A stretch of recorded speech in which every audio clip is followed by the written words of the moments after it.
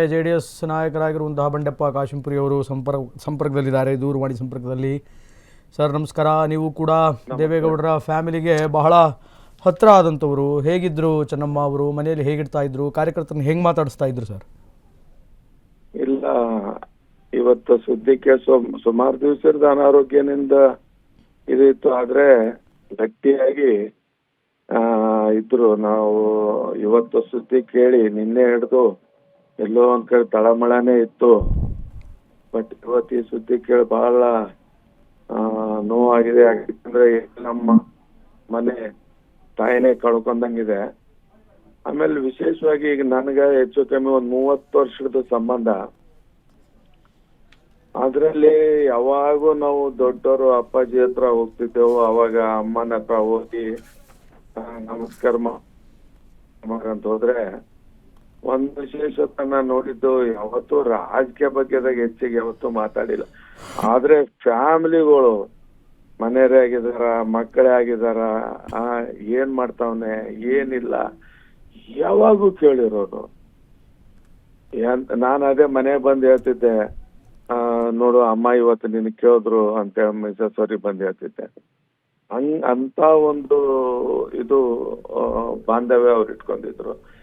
ಆಮೇಲೆ ಯಾವತ್ತು ಯಾವುದೇ ಫಂಕ್ಷನ್ ಹೇಳಿ ದೊಡ್ಡವರು ಅವರು ಯಾವುದಕ್ಕೂ ಮಿಸ್ ಆಗ್ತಿರ್ಲಿಲ್ಲ. ಅಂತ ಒಂದು ಬಾಂಧವ್ಯ ಇತ್ತು. ತುಂಬಾ ನೋವಾಗುತ್ತೆ. ಆದ್ರ ಎಲ್ಲೋ ಒಂದ್ ಕಡೆ ನಮ್ಮ ಮನೆಯವರಿಗೆ ನಮ್ಮ ತಾಯಿ ಸಮಾನ ಅವರು.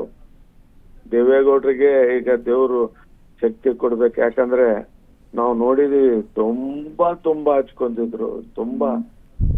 ನಾವ್ ಎಷ್ಟೋ ಸಲ ಹೇಳಿದೀವಿ ನೋಡಿ, ಅಪ್ಪಾಜಿ ಅಮ್ಮರ ಮೇಲೆ ನಾವು ಅಲ್ಲೆಲ್ಲ ಕೂತಾಗ ಊಟಕ್ಕ ರಾತ್ರಿ ಟೈಮ್ನಲ್ಲಿ ಊಟಕ್ಕೆ ಬಂದ್ಮೇಲೆ ಅಮ್ಮ ಅಪ್ಪ ಅವ್ರ ಜೊತೆ ನಾವು ಎಲ್ಲರೂ ಕೂತ್ಕೊಂಡು ಊಟ ಮಾಡ್ತಿದ್ದೆವು. ಅಂತ ಒಂದು ಬಾಂಧವ್ಯ ಅವ್ರಿಬ್ರದ್ದು ಇತ್ತು. ಹಾಗಾಗಿ ಆ ದೇವ್ರಲ್ಲಿ ಪ್ರಾರ್ಥನೆ ಮಾಡ್ತೀನಿ, ಅಪ್ಪಾಜಿಯವರಿಗೆ ಶಕ್ತಿ ಕೊಡ್ಬೇಕು. ಸರ್, ಈಗ 30 ವರ್ಷಗಳ ಸಂಬಂಧ, 30 ವರ್ಷಗಳಿಂದನೂ ಕೂಡ ನಾನು ಅವ್ರನ್ನ ನೋಡ್ಕೊಂಡು ಬರ್ತಾ ಇದ್ದೀನಿ ಅಂತ ಹೇಳಿದ್ರಿ. ದೇವೇಗೌಡರ ಜೊತೆ ಚೆನ್ನಮ್ಮ ಅವರು ಹೆಂಗಿರ್ತಾ ಇದ್ರು, ಅಥವಾ ದೇವೇಗೌಡರ ರಾಜಕೀಯ ಜೀವನದಲ್ಲಿ? ಆಮೇಲೆ ನಾನ್ ನೋಡಿದ್ದು ದೈವ ತಾಯಿ, ದೈವ, ದೇವ್ರು ಯಾವಾಗೂ ಎವ್ರಿ ಶುಕ್ರವಾರ ರಾಜರಾಜೇಶ್ವರಿ ನಮ್ಮ ಮಿಸಸ್ ಹೋದ್ರು, ಅವರು ಅಲ್ಲಿ ಹೋಗೋರು. ಆಮೇಲೆ ಮನೆಗೆ ನಾವು ಸುಮಾರು ಸಲ, ನನಗನ್ಸ್ಬಿಟ್ಟಿಗೆ ಎಷ್ಟು ಸಲ ಹೋಗಿದ್ದೀವಿ, ಅರ್ಧಕ್ಕಿಂತ ಹೆಚ್ಚಿಗೆ ಅವ್ರ ಪೂಜಾ ಪುರಸ್ಕಾರ ಅಲ್ಲೇ ಇರ್ತಿದ್ರು. ನಾವು ಅಲ್ಲೇ ಹೋಗಿ ದೇವ್ರ ಮನೆಗೆ ಹೋಗಿ ಕಾಲಿ ನಮಸ್ಕಾರ ಮಾಡಿ ಅಮ್ಮ ಅಂತ ಮಾತಾಡ್ಸಿ ಮತ್ತೆ ಅಲ್ಲಿಂದ ಕೇಳೋರು ಹೇಗಿದ್ದಾರೆ ಎಲ್ಲರೂ, ಅವ್ರು ಮತ್ತೆ ಹೆಸರು ತಗೊಂಡ್ ಕೇಳೋರು. ಅಂತ ಒಂದು ಬಾಂಧವ್ಯ ಎತ್ಕೊತಿದ್ರು ಎಲ್ಲರ ಜೊತೆಲಿ.